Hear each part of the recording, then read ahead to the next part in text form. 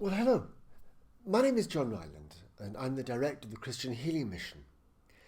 And in this session, what we're going to be looking at are the important values that we should have in this ministry of healing. The ministry of healing is such a blessing to so many people, and so many will testify to glorious touches of God, to really ongoing and deep transformation in their lives. But others, sadly, will speak about their deep frustration with this ministry. I remember once somebody speaking to us, and we were asking about his ministry, and then he asked about ours. When we said we were involved in the ministry of healing, he said, "Don't talk to me about healing." And he began to explain his frustrations that his wife had grown very ill, and he and the church had really gathered in prayer around her. And sadly she died, and it caused so much frustration and so much real disappointment in this ministry. And I think that what that sums up to me is that there are real tensions in this ministry.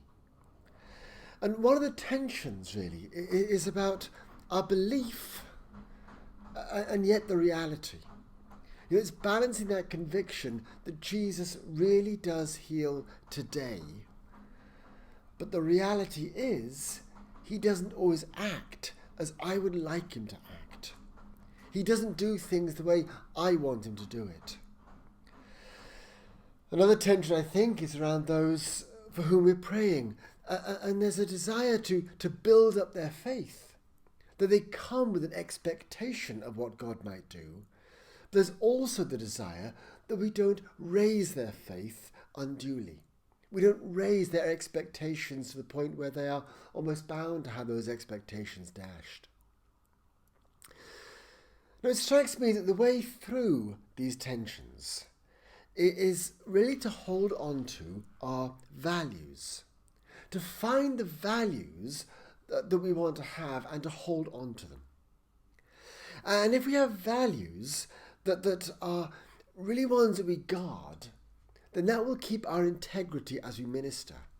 And also, I think, we'll have an integrity that those to whom we minister will catch as well. And so what I want to share in this session are some thoughts on these values, and perhaps see how they sit with you. And the particular values I want to look at come in two main categories. And the first set of values, really, are concerning what we are like, how we are when we minister to other people. And the second category is more to do with what we do as we minister. And so let's begin by pondering this first set of values. What are we like with those to whom we minister? And the main value here is this, that we have a real desire to treat people with respect and dignity. There's a lovely passage in Matthew chapter 12. And what Matthew has just done is he's just recounted these healing stories of Jesus, the wonderful things he'd done.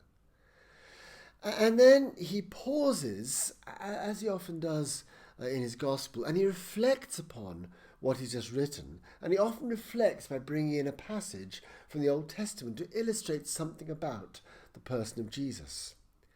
And Matthew 12:20, the passage he brings in is this. He says of Jesus, "A bruised reed he will not break, and a smouldering wick he will not snuff out."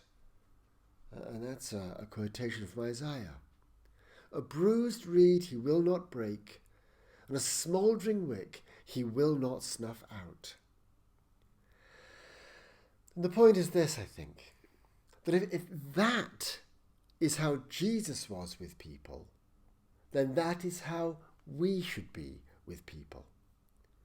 And I think largely what this is about is it's about us treating other people just as we would like to be treated ourselves. Let's just earth that a bit. Just suppose that you had a deep, dark secret, and you just knew that you had to share it with somebody. You knew it was something you couldn't keep private. You knew you had to bring it out into the light. Now, who would you talk to about it? Well, the chances are you wouldn't find the first person in the coffee queue and just unburden yourself to them. You're probably looking for someone specific that you can talk to. You're looking for someone who has qualities that you would find made you want to share your deep, dark secret with them. And I guess those qualities would be something like this, that they would be discreet. You knew they weren't to go around and tell everybody in the church what you just told them. It's that you trust them not to share your secret, not to spread it around. You'd be looking, I guess, for a gentleness, a kind of real empathy, that they were sitting with you in gentleness to listen to your story. And there was something about them that made it a very welcoming thing for you to speak to them. I guess you'd be looking for somebody with a certain amount of faith and expectation that the situation you're in doesn't have to go on forever. I guess you'd be looking for somebody as well that wasn't judging. They weren't going to look at you with that look, what have you been doing? And I guess as well you want somebody that was listening and attentive. They weren't always looking at their watch or checking their phone for the latest text or emails. Someone who's giving you their full attention. Probably a few more things as well. But here's the challenge, you see. If that is what we would look for in other people, then that, I think, is what other people are looking for in us. And so those qualities that we would want in other people are qualities that we need to be pursuing ourselves. We need to be building these things into our lives. I sometimes wonder that in our churches, if there are people that really would like prayer, they would like ministry. And what they're doing is they're looking to see if they can trust this process of ministry they see happening, perhaps Sunday after Sunday. Could they trust the people there with their stories? And I think that it is an immense privilege to be allowed access to people's lives. It's not a right we have, it is a privilege. And the way we are with people demonstrates that we can hold their stories.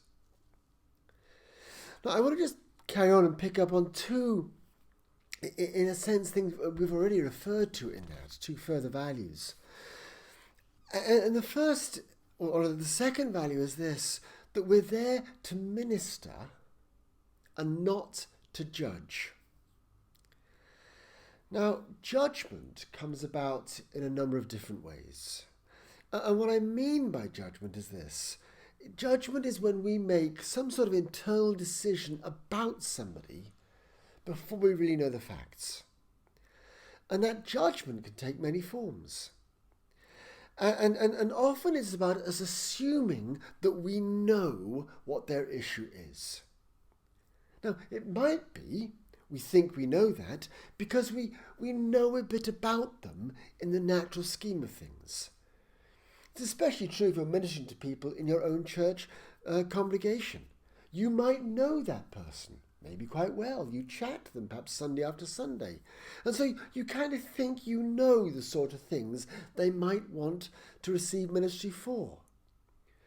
And so when they come up, you're sort of kind of checking off, yes, I think I know what this person wants.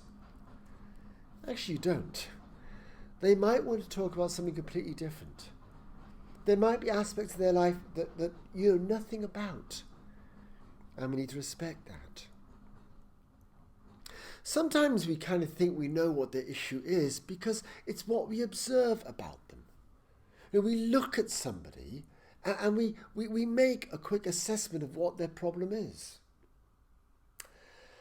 I remember years ago having the real privilege of leading some healing sessions for a deaf community.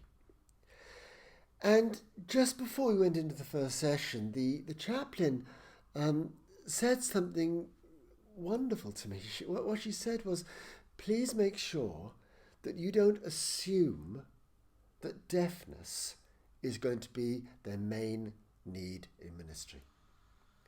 And actually, it wasn't.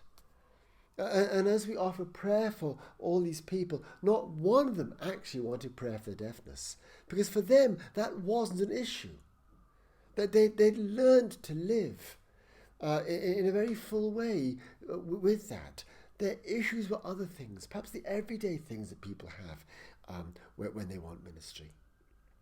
So what we observe may also not be the thing that is most on their hearts. Perhaps one more thing here. I think we often think we know what someone's issue is because we feel God has told us what their issue is. We feel God's spoken to us about them. It's very tricky, this. Because we feel God has spoken to us. We want to share that with people. We don't want to miss what we feel God is saying to them. But the problem with this is that it's quite a thing to be told that you have something from God for them. And it's actually very hard for someone to sidestep that. And it puts it right at the top, in a sense, of the agenda. But what if actually that wasn't the issue that they actually want to bring to God at that time? And it may be actually what you think is God, it might even be more of you than God. So my kind of rule of thumb in this is this. I really want people to hear from God themselves. Otherwise they tend to get dependent upon us for God's voice. So if I do feel God is saying something about somebody, I'm not going to blurt it out. I'll hold on to it. I'll store it up. And maybe at the very end I'll share that. Something like, while we were talking, while we were praying, this came to my mind. I'd love to share it, and if it means something, we can talk about it. But if it doesn't, don't worry. And that's not putting any burden upon them to think they have to receive what you said as, God's wonderful word for them. It might be, and they'll pick that up, but it might not be.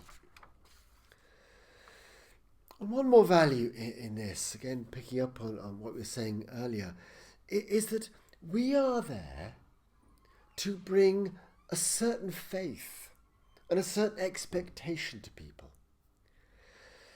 You see, many of those for whom we're praying will have a real desire to change, but they might not have much expectation that it's actually going to happen. They might have been living this condition for an awful long time, and God doesn't seem to have done something for the last 5 years. Why would today be any different? And I think they need people to stand with them who can bring a new hope to them, a new sense of what the possibilities of God really are. And so in that, I think, a very good question for us to ask ourselves as prayer ministers is this: what do we expect to happen as we are praying for people? I guess that when Jesus stood before people, and when he prayed for them, I imagine he had quite a high expectation of what he sensed was going to happen in that time, probably because he really understood his mission. He knew what he was there for. And similarly too, we need to carry with us that expectation of what God can do. There's a very challenging story in Matthew chapter 17. And it's on this whole realm of healing. And the context is that Jesus has been up on this hill being transfigured. He's got 3 of his disciples there, and they begin to see him in all of his glory. And after this experience, he comes down the mountain, and he comes straight into this ministry situation, if you like. And what's happening is the other disciples are trying to bring healing to this boy. The boy has some sort of spirit, and they're trying to bring healing to him, but they just can't. And nothing's happening. And I guess just as they're trying to, give up or get out of it gracefully, Jesus walks around the corner. And the whole family run to Jesus, the crowd runs to Jesus. They say something to the effect of, can you please help my boy? Your disciples are rubbish. Can you do something? And Jesus ministers like that, and the boy is healed wonderfully. Much, I guess, to the perhaps annoyance of the disciples. And we're told that they come to him later in private. And they say to him, why couldn't we do that? Perhaps they'd said the same words, perhaps in the same expression, but nothing had happened. Why couldn't we do that?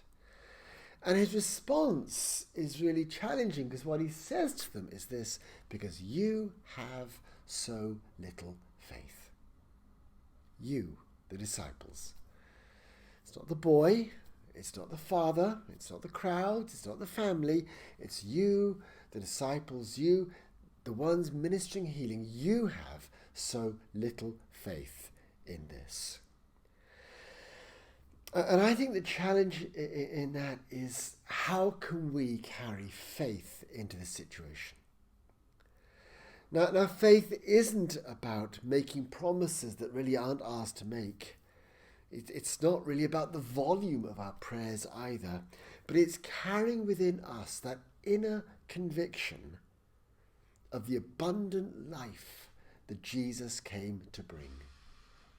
He came to bring the fullness of life to this person. And that's what we need to carry to them as we come and minister. It's not so much even what we say, but it's what we're holding in our hearts, that belief, that conviction, that value, if you like. Now, all of those have been values that spring from the way that we are with people. It's what we carry into this time of ministry. But there's one other value I want us to ponder, and that's not about what we're like. It's about what we do and what we're doing in ministry.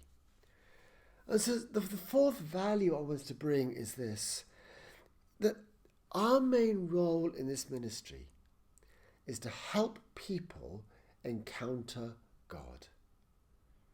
Our main role is to help people encounter God.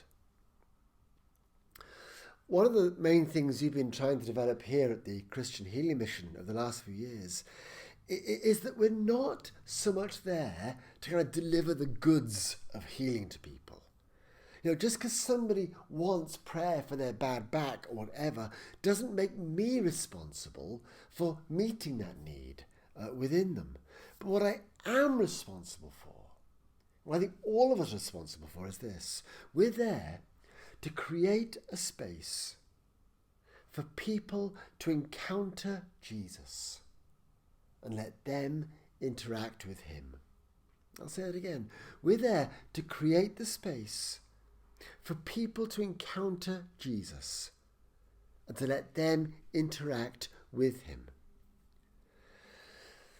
Now, what I mean by that is this, that rather than jump straight into praying for the situation, and that so often happens. Somebody walks up, let's say it's with a bad back, immediately sort of put hands on, Lord, George's got a bad back, please heal him. And there's not really much, in a sense, interaction with God. There's not really much relationship in that. It's just bringing a prayer request to him, and frankly the person can do that themselves, really.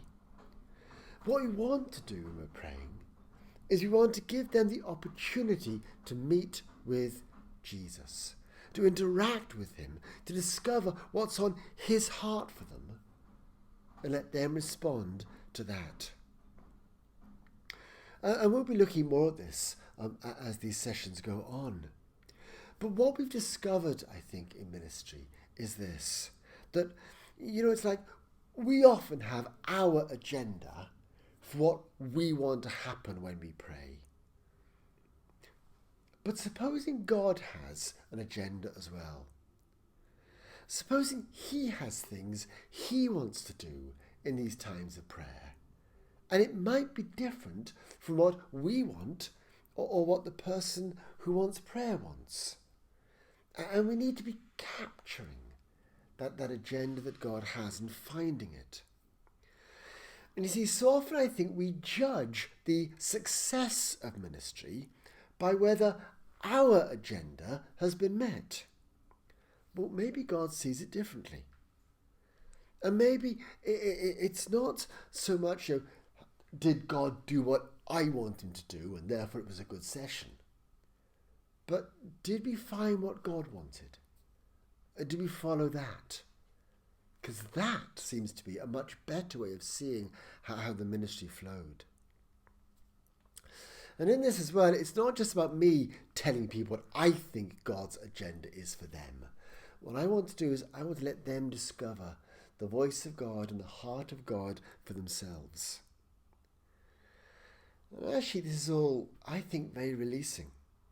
Because it's not our role to come up with the right thing to say or the correct diagnosis about their situation. What we're there to do is to let people have their encounter with God. And so the aim of ministry is not a display of skills or wisdom. We're doing what we can to let this person who's trusted us with their story, to let them meet with the living God. As we said at the beginning, ministry is actually an amazing privilege. To be allowed to minister to people, to be allowed to hear their story.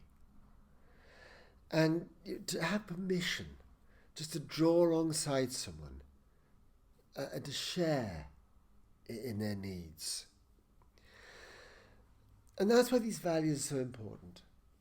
Because if we hold these values and bring those values into our interactions with people, I think that's what brings this I think a gentleness and a real sense that we're doing it on behalf of Jesus, who loves them and who actually gave his life for them. I hope this session's been helpful for you. And I do encourage you to check out our website for the details of the discussion forum, where you can join in and we can look at some questions around this area and just see how we can all interact with this. But thank you for listening and take care.